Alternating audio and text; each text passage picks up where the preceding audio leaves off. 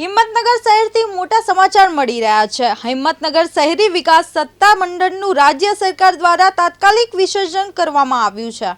સરકારને હુંડાને અસ્તિત્વ બિનજરૂરી જણાતા કાયદાની જોગવાઈઓ હેઠળ સત્તા મંડળનો અમલ પાછો ખેંચવામાં આવ્યો હોવાનું નોટિફિકેશન જાહેર કરવામાં આવ્યું છે। હુંડા રદ કરવાની માંગ સાથે ખેડૂતો દ્વારા આશરે 100 દિવસ સુધી આંદોલન ચલાવવામાં આવ્યું હતું, જે બાદ સરકાર સાથે બેઠક યોજાતા આંદોલન સ્થગિત કરવામાં આવ્યું હતું। હર્ષ સંઘવીએ હુંડા રદ કરવાની ખાતરી આપી હતી અને હવે સરકાર દ્વારા સત્તાવાર રીતે નોટિફિકેશન જાહેર થતા ખેડૂતોમાં ખુશીનો માહોલ જોવા મળી રહ્યો છે। 11 ગામના ખેડૂતોનો ભવ્ય વિજય થયો છે।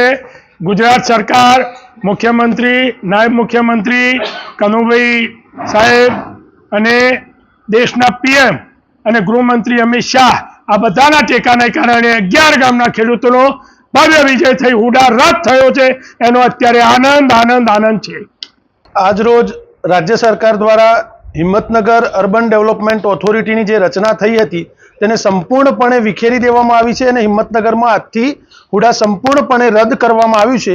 એની જાહેરાત આજરોજ સરકાર દ્વારા કરવામાં આવી છે। આ તબક્કે હુંડા સંકલન સમિતિ અને 11 ગામના ખેડૂતો સૌપ્રથમ તો રાજ્ય સરકારનો, ખાસ કરીને મુખ્યમંત્રી શ્રી ભૂપેન્દ્રભાઈ